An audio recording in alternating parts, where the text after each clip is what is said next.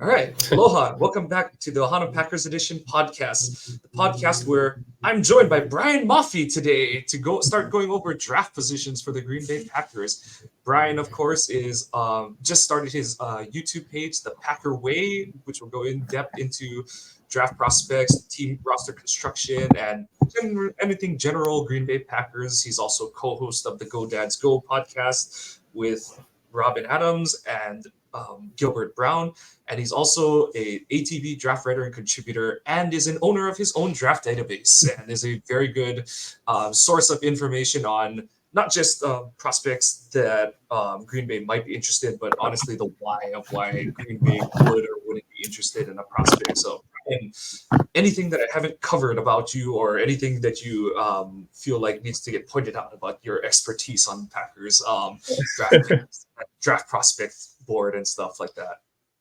No, I think that's fine. I mean, I'm also like I saw the other day. I'm also doing the Cheesehead TV draft guide again this year, but yeah, that's pretty much it.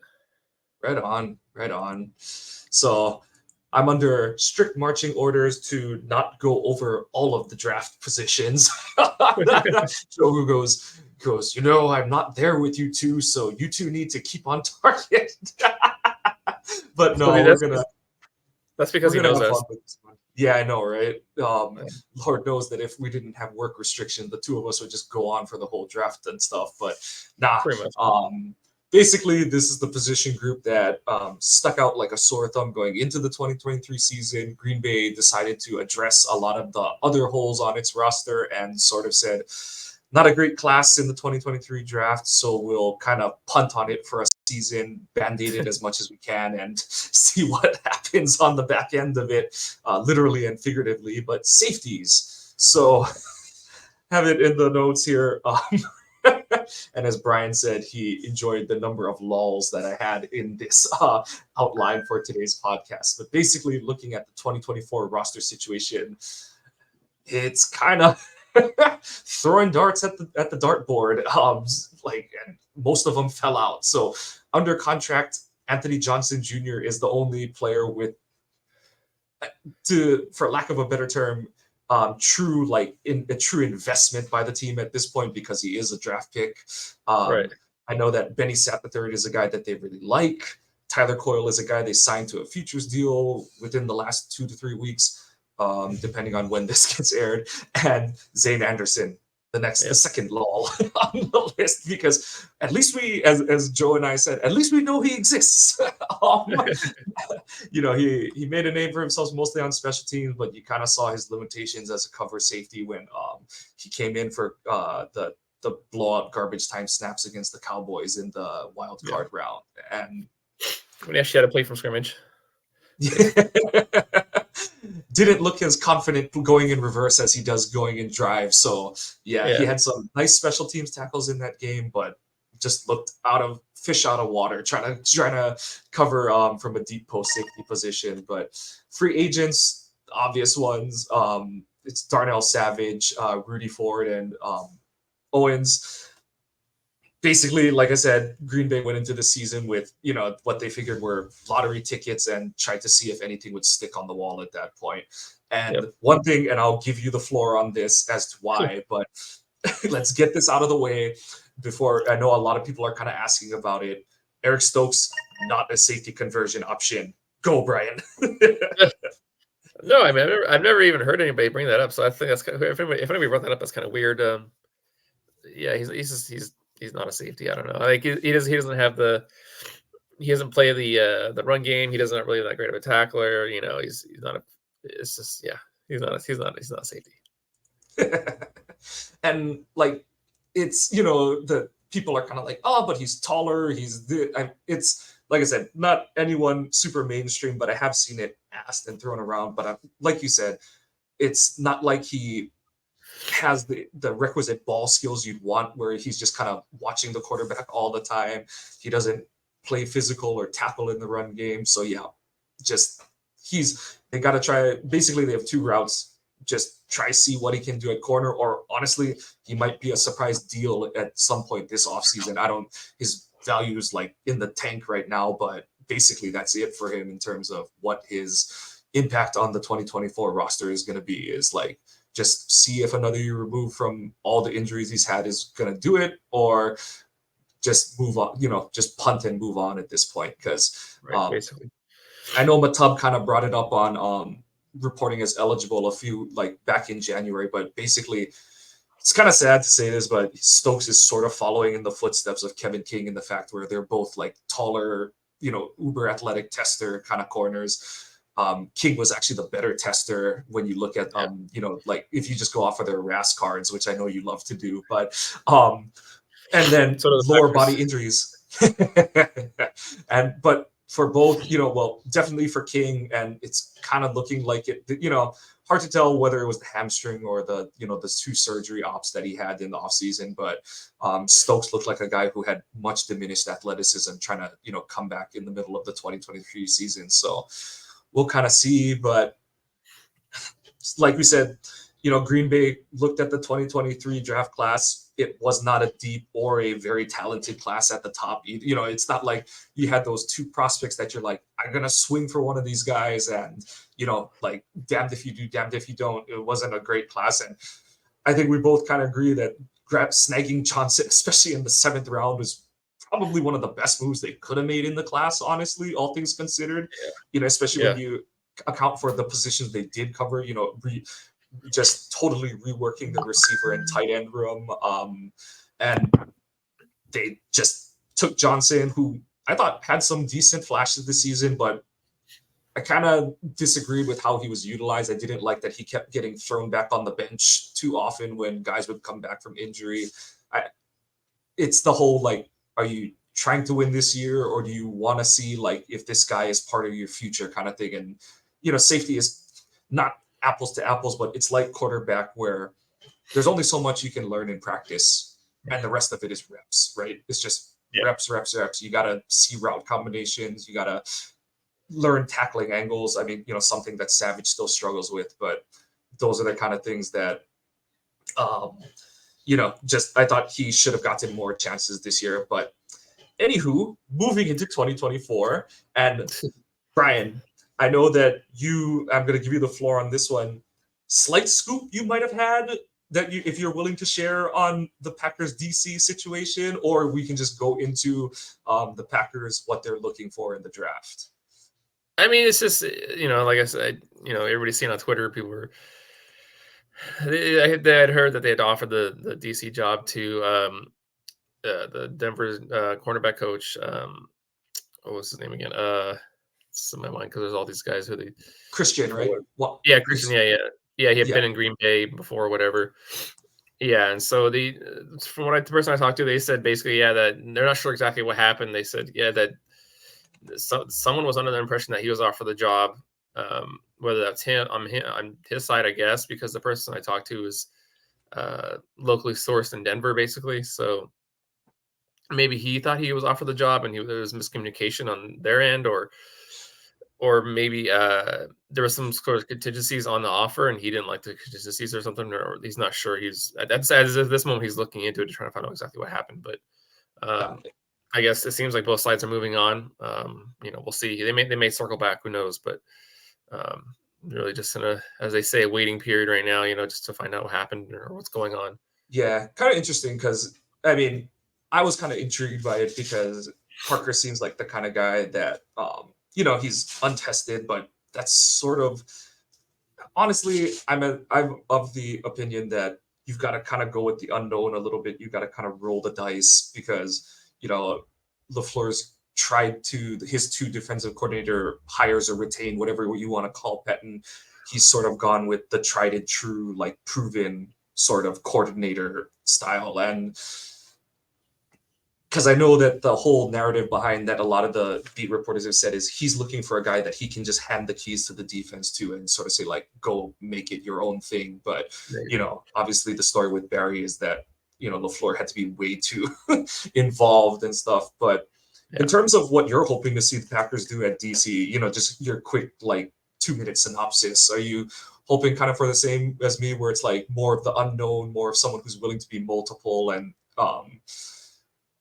scheme diverse, so to speak, or someone who's got like a set plan and kind of like will adjust, but like sticks to it kind of thing. No, like I think we talked about before too. Just like someone like like I like the Baltimore guys they've been interviewing just because they run that Baltimore offense, which is again like diverse and it's multiple. It's aggressive.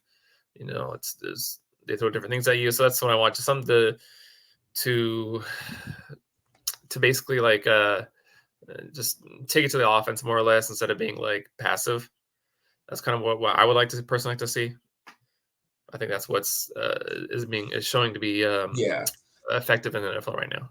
Yeah, because like I think you and I both agree that the way the game is played, it is like basketball on grass. You do need to have as many guys in coverage as you can on a given play, but also at the same time, my biggest problem with Barry is like he always you get again to telegraph his intent and stuff. And the one I always point to is the Preston Smith in coverage, and not because it's Preston in coverage where he was actually honestly not terrible, but it's the fact that it's like if Green Bay is in its base defense and you're the opposing offense, you're like, if I audible to a pass, whoever Preston is closest to, that guy is open. Like for all intents and purposes, that guy is open because 99.5% of the time, Green Bay is going to drop one of their rushers and they're going to rush 4 and drop 7 into coverage, and it's going to be Preston kind of thing and stuff. So, and like, yes, I get that it's not ideal to have like Rashawn not rushing or for like Devontae Wyatt or Kenny Clark dropping into coverage, but that's kind of the point of running a 3-4 front, is that you do have that ability to disguise and be multiple in your looks. And Barry basically ran his like a 4-3 under kind of scheme and didn't even really utilize the underman that much. So yeah, that's the big thing for me, is that just like you said, be less predictable. You don't have Devontae Adams lined up against Preston where it's like, just trip him, deal with that penalty and just lightly trip him or kick his foot into his other foot kind of thing. But like I said, Green Bay doesn't have much at safety. They have Johnson Jr. So I said they have like, we have the Packers needs, but basically this is like the receiver room last year where they've just got to totally just remodel the whole thing. But in your opinion, do you think they're going to go with more of center field type, nickel dime flexibility? Obviously, getting a guy who can do all the above is great, but if you had to prioritize, which way would you go and which way do you think the team will probably go? Well, I think they'll take multiple stabs at it, of course. Because like we said, there's basically nobody in the roster. I'm assuming they'll probably either bring in an outside veteran or bring back a couple of the free agents. Maybe we'll see to fill the room, so it's not just a room full of rookies and second-year guys. But yeah, I mean, they definitely need someone that can play center field. The way they like to, of course, obviously depends on the DC. But generally, the Packers, they like to have their safeties to be versatile, to be able to play in the box or back and over the top. But I'd like to see them at least bring on somebody who can play over the top, specifically, just because just got burned in the past a lot this past year. So yeah, and like I think a lot of people think of like being able to play from depth in terms of like not getting beat over the top and stuff, but also you need to have and we're kind of going to curtail this into athletic traits and preferences, but what you also have to account for is like, okay, you have a guy.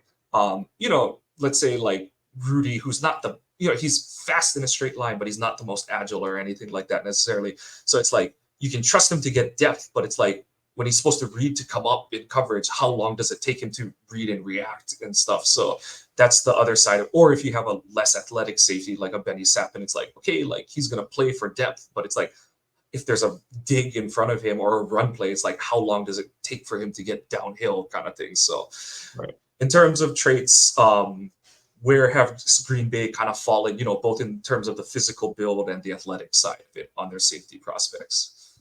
It's somewhat similar to like the corners, or how they've always done. But they like their safeties a little bit bigger than their corners, but generally speaking, they like their safeties around 5'11" or taller, and at least 200 pounds or close to 200 pounds, like 199, 198, something like that. And then they like their guys have always had at least about 31-inch arms. If you go back through Ted Thompson, they had one guy who had under 31-inch arms. Everybody else had 31-inch arms or over. And then, of course, obviously high RS cards. They got to have those green cards, or they're not taken. Again, going back through TED, like they've only had a couple guys that didn't have score very high on the RS. They've all been high. Yeah. You know, and they like guys have agility, like I said, and like guys, like I said, just guys who are quick and you know, good speed and stuff like that.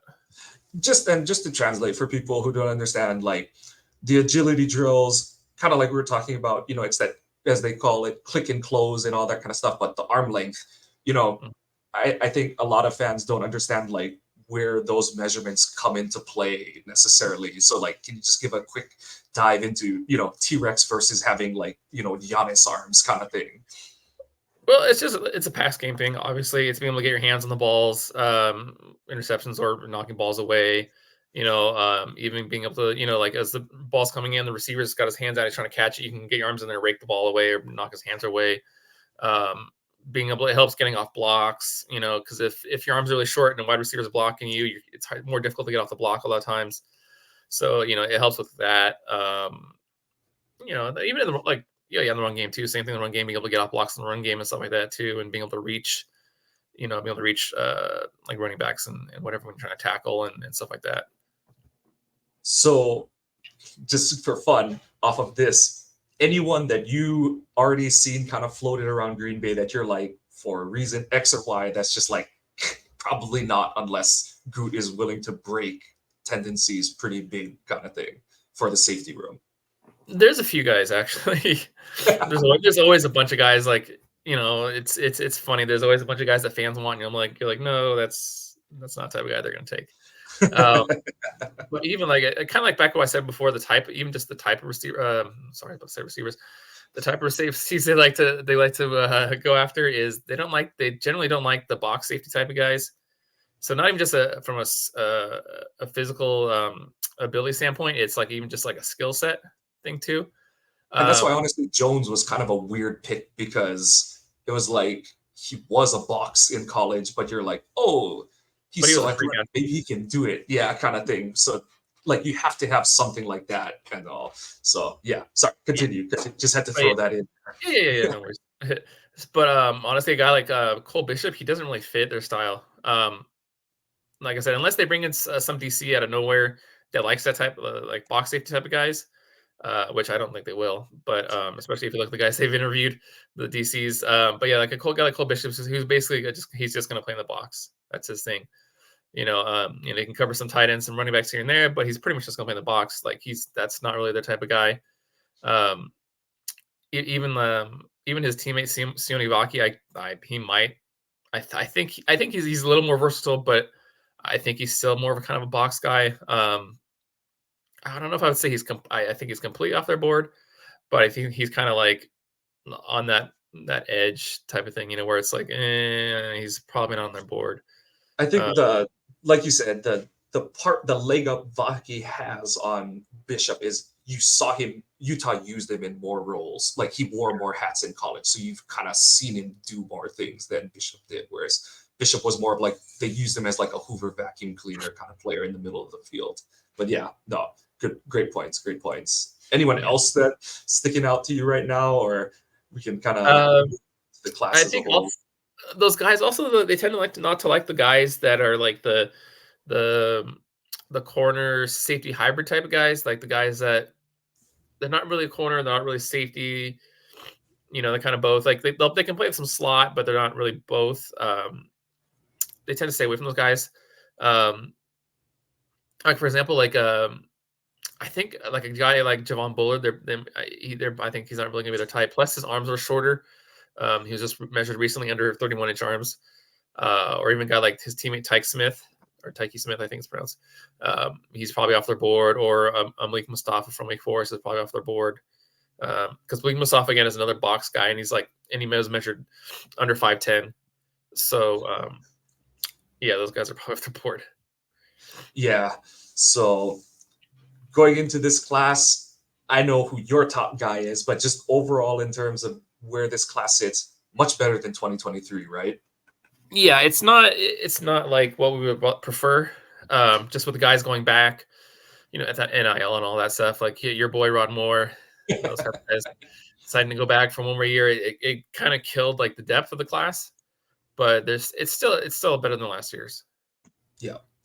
So both in terms of, like you said, it didn't end up as deep, but in terms of how I'm looking at, there's more guys that not necessarily round one. There's maybe one guy who I know is your guy, but and also I do like him a lot. But there's more guys that, last year I did the safety episode with Nick and Joe, and we waffled a lot in terms of like none of us liked the same guy as our top guy, and like the one who liked him was like, I would take him day two, and the other two of us would be like, I don't know about that kind of thing. But just in terms of like, I feel like this class has more guys that I'd be comfortable with. Like if Green Bay announces the pick and you're like, it's a safety, it's like, it's not just like, oh my God, they had to get one. It's like, oh no, like I actually do like that prospect. Or like you said, as long as it falls within, that's where kind of hiring a DC sooner than later, just so we kind of get an idea of what to expect from his scheme to be.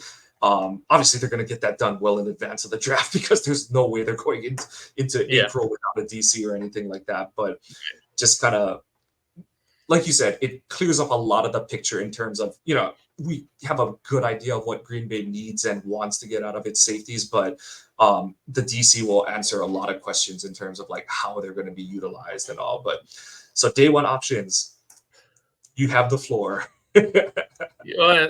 There's there's basically one. It's just Cameron Kinchins from Miami. Yeah, I think he's probably going to be universally seen as a top safety in the class.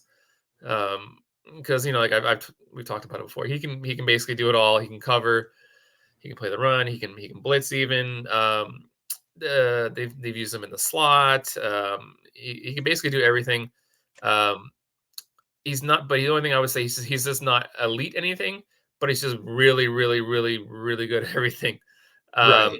If he was elite, he would be a top 15 pick, but because he's not super fast, he's fast enough. Not going to run a ha-ha time. Yeah.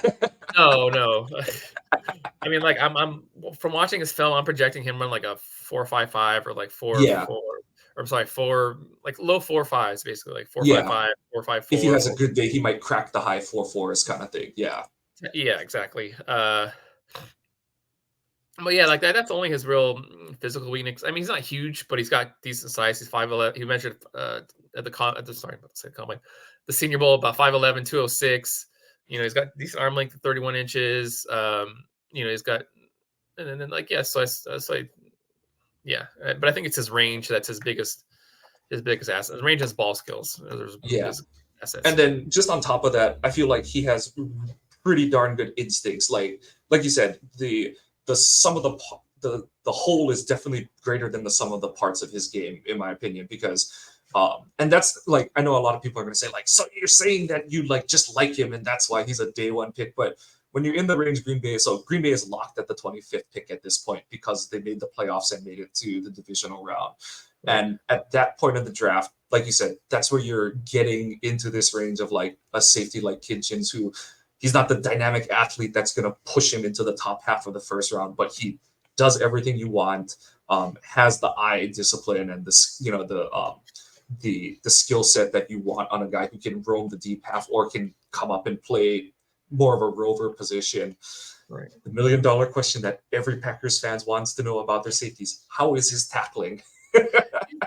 He's good. He's not perfect. I mean, there are other safeties in the class that are better, but I mean, I don't think it's going to be an issue. He'll miss a tackle here and there, but it's not something that will, like, when you watch him coming up for a tackle, you're like, is he going to make the tackle? Is he going to miss it? You're nervous to see him make a tackle type of thing. And like, I've said that, I still do hope they bring him back. I don't know if it's in the cards or if it's, if it's only a short, but I do hope they bring Darnell back because I think a more creative defensive coordinator would be able to utilize him better. But that is something where it's like, is Darnell going to use his arms? Is Darnell going to shoot behind the guy? Is he, oh God, his angle already looks terrible from when he comes on the screen and stuff like that. So, exactly.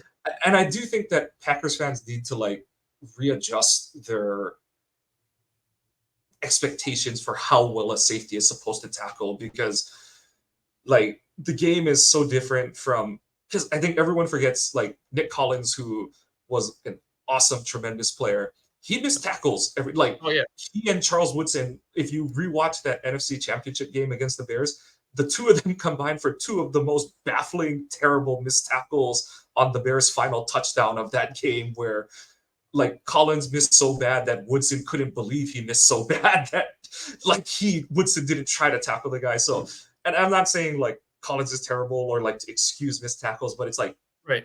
from the safety position, they're gonna happen because that's just geometry and physics, because you're coming from 20 yards away, and there's no love lost in using the term they're the last line of defense. And Right. like, yeah, you wanted to see a guy like Savage get better over his career, but at the same time, it's like you've got to declare, you have to make something happen. And sometimes the other guy is just a better athlete or just has a little more leverage than you. So Yeah. I throw that out there as a fun bone, but I do think Kitchens is more than a good enough tackler for what Green Bay would ask him and want him to do.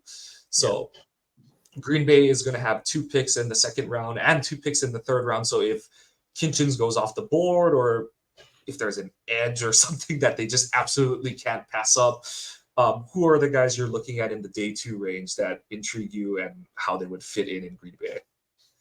There's Tyler Newman from Minnesota. He's more of that true free safety center fielder. The only drawback is he's kind of an average-ish, slightly above average athlete.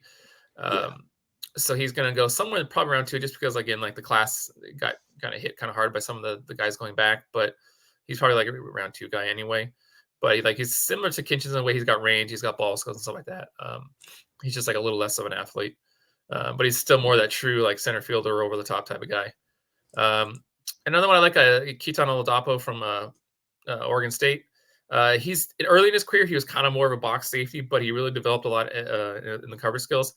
And where I think if he had came out like say 2 years ago, I would have been like, yeah, Green Bay's probably not gonna take him. But because his cover skills have improved him a lot, especially this past year, I think he definitely would be a type of guy that the Packers would be interested in. Anyone that you're like, you're in your head, you're like, please someone else take him before Green Bay picks. Please take him before someone. Not because Green Bay wouldn't, but like, and I know this is an extreme, but like an Amari kind of pick, or where it's like you're like super marginal, they're super marginal, and it like Goot might just take him kind of guy a little too early. Trying to think. Nobody in particular. I think I'm just trying to think. Maybe Malachi Moore from Alabama, maybe. Yeah, I mean, other than some of the guys I mentioned earlier that I don't think are going to be on their board anyway. Right. In that like day 2, like early day 3 range, that's the only one I can think of really offhand, other than like I said, the guys I mentioned. Right. Yeah, but actually, one more guy I do want to mention that I think they're taking that day 2 range would be Bo Braid from Maryland. Oh yeah. Yeah, he's kind of like your do-it-all safety. Again, like not great at any one thing particular, but he's just good at everything. I think if you're curious about like what kind of guy he is, just watch like his Michigan film from this year. He played really physical against Michigan's run game. He kind of was, after Michigan like just kind of went down the field and trucked Maryland on their opening scoring drive. He was one of the guys who like really mucked up Michigan's run game. Just was kind of being that end guy on the line of scrimmage, and was just he was doing a good job setting some physical edges for them. So, and also he has like good coverage skills. He's able to, like you said, more of a jack of all trade guy, but Right. I did come away very impressed with his game, and also one of those like just the cautionary tale: don't scout the helmet. Like, yeah, he's not Darnell Savage. Does he wear the same number? Because what is he? Is he 4? He wears 2. He wears number 2. Okay. So yeah, I was like, that would have been really this year. I think before he wore like a number in the teens or something like that, or low 20s. Yeah. But Yeah, yeah, he so switched this year to number 2. I So know a lot of guys switching numbers and throwing me off these past yeah, few it's weeks. it's kind of annoying constantly switching numbers. Wait, who is this? Like, what number is he wearing? Okay, which is it 2022 film or 2023 film we're watching? Okay, Yeah, which number is he wearing that season? at least my guy Rod Moore had the decency to keep the same last digit, so he went from 19 to 9. He didn't do no like 28 to 4 or something like that. Where you're like, wait, what? But and then okay, and then into day 3, like say Kitchens is off the board, or even better, they get Kitchens in round 1, but Right. like you said, they do need to, Johnson, I think, could be a player, but it's hard to rely on 7th round picks. Who are some guys that are like maybe they're just gonna be athletic flyer, like if you took Josh Jones in round 4 or round 5, I wouldn't have minded because it's like, sure, take the guy with the elite athleticism and see if you can teach him how to football. But any of those kind of guys, or any guys that you just think fit better into the day 3 picture that you like? Yeah, there's a few guys like I like Evan Williams from Oregon. He was at Fresno State before. Um, he's again kind of more of another kind of do it all type of guy. You know, can play the run, can play the pass. He can blitz a little bit and stuff like that. Got good size. He's like 5'11", 202 or something like that. He was measured at the Senior Bowl. What else? Mark Perry from TCU. I kind of like him. I still want to see him how he does in coverage and stuff like that, and one-on-ones and stuff. I got to see that more. But I think Perry's got the athleticism to play in Green Bay. Who else? I think maybe Kenny Logan from Kansas, but I don't know. He didn't play that well. Well, let me rephrase that. He was pretty terrible in 2022. This year he played a little bit better. But he still wasn't playing at the level he was in, like, I think it was 2021. He had a really good year. And the 2022 was just crap. But he played better, but still not where he was. It's like I said, 2021. And then another guy that I kind of think can be a little sleeper is Dijon Anthony from Ole Miss. He's played some slot and stuff like that too, so he has that experience where he could possibly play corner or at least slot position or whatever. Another guy I like, though, also Dadrian Taylor Demerson from Texas Tech. Yeah, I know he's been a darling of the postseason bowl market, but no, he does have good movement skills. He really does look like he flips his hips really well out there. So that's what you do want out of a safety who has to recover in coverage. So yeah. Yeah, I'm just not sure exactly how how's Green Bay is going to see him, because he measured at 5'10" even, and then he was like just under 200 pounds. He was like almost 190, he was 189 or whatever. And his arms were a little short, like 30 inches, something like that. So I'm not sure if maybe Green Bay sees him a slot. Maybe they still take him. I don't know. Or maybe they don't. I'm not sure. He's kind of on that borderline, potentially off the board, potentially on the board type area. All right. I don't have it on here, but just wanted to let you have some fun with this. Cooper DeJean, not a safety conversion guy, or would you like him better as a safety than as a corner? Not saying you like him overall as a prospect, but yeah. Yeah, and like I've talked about before, like he's it depends on the system he goes to, but I think most NFL systems will see him as like a safety slot type of player. Unless he goes to like a cover 3 type team, then he could probably play corner. But just the stuff you see in films where you're like, I don't know, that's not going to play at corner in the NFL. Then that's if it's like some stuff with his quickness and his ability to flip his hips and stuff like that. You're just like, it's not the same stuff, but it's kind of like some of the same red flags with Josh Jackson that like all happened to kind of come true in the NFL, where like is it because he's able to play in that off coverage in college, and does that translate to the pros? What happens when you get into the contact zone? And like you said with DeJean, Jackson tested pretty well relatively. His speed at least did. I know his agility wasn't that great, but DeJean, from that point of view, it's kind of a similar idea where it's like, is he going to be able to mirror, as much as everyone's like, oh, but it's zone or it's off man or whatever, but even more so, that's where you have to be able to mirror as receivers close that distance with you from coverage. So yeah, that's kind of where I feel too, is it's like, I would prefer him as like a safety, but also there's like Kitchens, I do like him way better because like you said, you don't want to be taking a guy that early that you're like, he's got to play a totally different position than he played in college, Right. kind of thing. So yeah, so yeah. I mean, there was some interesting stuff I saw on film. I remember watching. It was I think it was 2021 film. There was like a game where like they had some injuries at linebacker or something, and they were playing like almost like a pseudo linebacker, and he looked actually pretty good. Like I don't think he's not gonna. I'm not saying he's gonna be a linebacker in the NFL, but there was, like I said, just some interesting clips of him as playing like a pseudo linebacker, kind of overhang defender. right.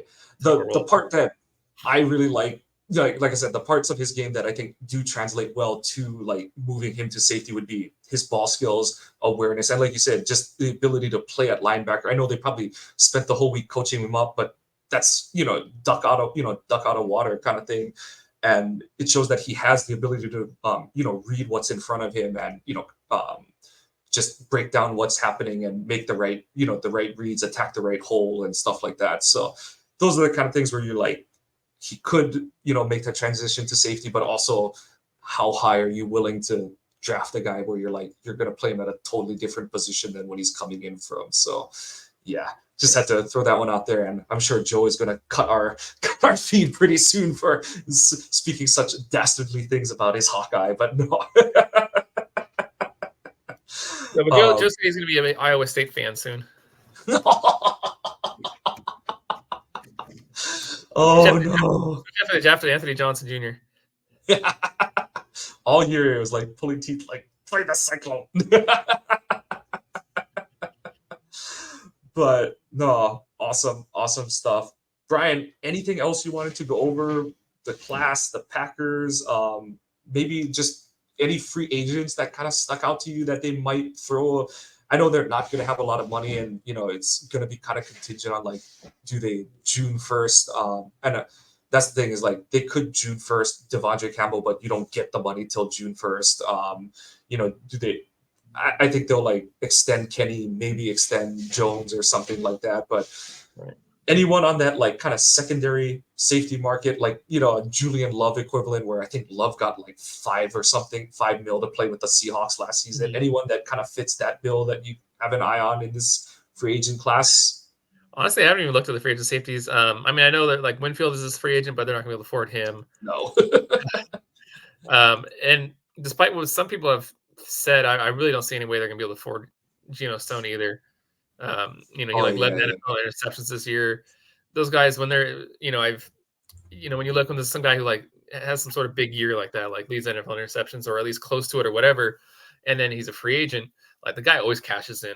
Like it always happens, Like I saw some like I think it was who was it? It was what's his name? I think it was from Pack-A-Day. I think of his name right now. Andy. Andy Herman. I think he was like, oh yeah, I think it was Andy. I can't remember for sure, but I think in a podcast he was like, oh yeah, I think Geno Stone might get just like okay money because it's his first year of like big production, and I was like, that's not how teams. There's too many bad front offices. We're gonna see that interception number, and then they're just throw the cash, Yeah, and yeah, there's just no way. Like I'm willing to be pleasantly surprised, but like you said, there too many bad front offices, too much production. Teams with like loads of cap space, they need to spend it. You got the cap. You got the cap floor where you have to spend a certain amount. So. Yeah, exactly. So, Brian, anything else you got, or anything you want to plug, or you have the floor? Please take it, run with it, do whatever you want with it at this point. Not much else. I mean, other than my note, like I said, I mean, we're getting to draft season, so I'm going to be super busy. But yeah, just basically the stuff you said earlier. Like I got my draft database. That's if anyone wants to check it out, that's the links in my my bio, my Twitter bio. I got players in there up until like all the way down to like true freshmen and stuff like that. So you know how to keep an eye on guys for the future. Like I said, and then also of course the Cheesehead TV draft guide I'm gonna be doing, the interior defensive lineman, and then I'm also have a feature article in it as well. What else? Just whatever. I got some articles I got to write for ATV soon because I haven't written anything in a while. Probably my And of course, like you said, my YouTube channel, The Packer Way, that's out there. My most recent videos were guys that are at the Senior Bowl to keep an eye on that would fit the Packers, because since they like the Senior Bowl guys. Yeah. So no, really appreciate you coming on, Brian. I know that we kind of fit into that weird time zone where I'm like available and you're about you just drop the kids off and stuff and heading on your way for your day. So just really thank you for making the time in your day, coming on with us, talking. As like I said, you and I could talk all day, and I know you're going to be invited back to our draft cast and stuff like that. But Joe is somewhere waiting to terminate this feed. But just wanted to say thanks, and like I said, and like Brian just kind of went back into, check out his YouTube page, The Packer Way. Check out his ATB draft. During the season, he was putting out his 4 prospects I like kind of articles. I'm sure that he'll be doing dropping little tidbits like that, in the next 3 months as we lead up to draft time. And check out GoDadsGo. It's always a fun time. I always enjoy how real you are with it. That it's like, hey, I've got my real life, and you're gonna hear my kids in the background, kind of thing. I appreciate that angle. But that's actually usually Robin's son. That's usually Robin's son here in the background. Yeah, he homeschools him. So yeah, that's little Ricky you hear in the background. Oh, okay, right on. But no, love it. Love the stuff you guys do with Gilbert.